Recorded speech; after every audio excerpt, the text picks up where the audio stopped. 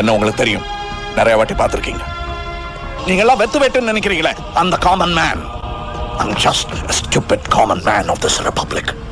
Recent டேஸில் வந்து நாம் தமிழர் சப்போர்ட்டராக நான் என்ன ஃபீல் பண்ணுறேன்னா வந்து நாம் தமிழர் கட்சி போகிற வே வந்து ஒரு மாதிரி டைவெர்ட் ஆகுதோ அப்படின்ற மாதிரி எனக்கு ஒரு கஷ்டமாக இருக்குது. ஸோ அதனால தான் ரீசெண்ட் டேஸில் எதுவும் இன்வால்வ் ஆகாமல் இவங்க பண்ணுறதெல்லாம் கரெக்டாக அப்படின்றதுலாம் எனக்கு தெரியல. இதுக்கு முன்னாடி சீமான் அண்ணன் வந்து கௌதமன் டேரக்டர் ஒருத்தர் இருக்கார், அவரோட மேரேஜ் போனாங்க. அப்போது வந்து வைகோ பக்கத்தில் உட்காந்துட்டு இருந்தார். அது பக்கத்தில் அதுக்கப்புறமா ஒரு 1/2 hour கழிச்சு ஸ்டாலின் வந்தார் சொல்கிறாங்க. ஸோ அப்போ வந்து பேசுனதை ஊடகங்கள் பெருசாக்குச்சு. அப்போ கூட வந்து என்னென்னா, ஓகே கௌதமன்றது எல்லாருக்கும் வந்து பொதுவானவர், ஸோ அதனால அவரோட மேரேஜ் போனார். ஆக்சுவலாக வந்து அதுவே தவிர்த்துருக்கணும்.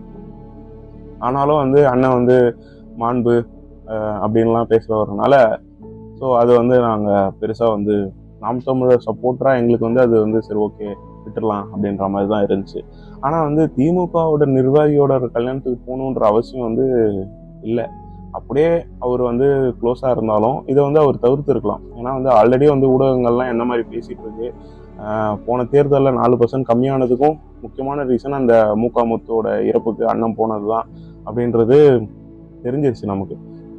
ஸோ இந்த மாதிரி ஒரு சுச்சுவேஷனில் அவரோட திமுகவோட ஒரு நிர்வாகியோட கல்யாணத்துக்கு போனது மட்டும் இல்லாமல் உதயநிதி பக்கத்தில் வந்து பேசுகிறதெல்லாம் வந்து ரொம்ப ஒரு மாதிரி எப்படி சொல்கிறதுனா, ஒரு 2-3 வருஷத்துக்கு முன்னாடி விஜயலட்சுமின்ற ஒரு ஆக்ட்ரஸை கூப்பிட்டு வந்து எந்த அளவுக்கு அசிங்கப்படுத்தணுமோ அசிங்கப்படுத்தி திமுகவோட ஊடக வாடகை வாய்கள்லாம் வச்சு எந்த அளவுக்கு அசிங்கமாக பேச முடியுமோ, ஒரு நாளைக்கு 40-50 வீடியோ சீமானை பற்றி மட்டுமே போட்ட திமுகவு கூட எப்படி மாண்பை கடைபிடிக்கிறதுன்றது அவருக்கு அது வேணால் ஒரு ஈஸியான விஷயமா இருக்கலாம். பட் ஆனால் அவருக்காக சப்போர்ட் பண்ணி இணையதளங்கள் ஆகட்டும் களத்தில் ஆகட்டும் பேசின தம்பிங்கள்லாம் அவர் எப்படி மறந்தாருன்றது புரியல.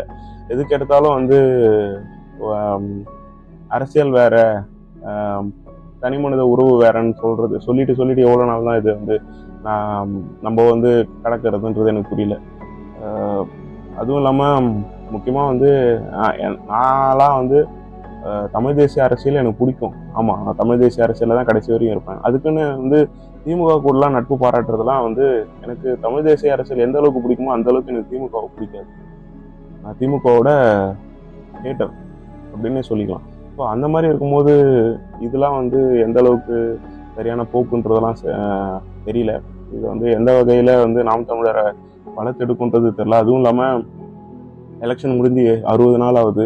இன்னும் ஒரு அடுத்த கட்ட திட்டத்துக்கான எந்த இதுவுமே இல்லை. கட்சி சும்மா வந்து தேர்தல் வரும்போது மட்டும் நம்ம வந்து பரப்புரை செய்கிறோம், காணொலிகள் போடுறோம் அப்படின்றதுல மட்டும் கட்சி வளர்ந்துடாதுல்ல. என்னென்ன நம்ம மக்களுக்காக செய்கிறோன்றது இருக்குது.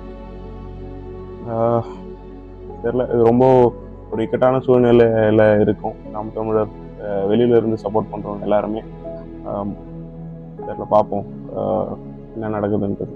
தேங்க்யூ.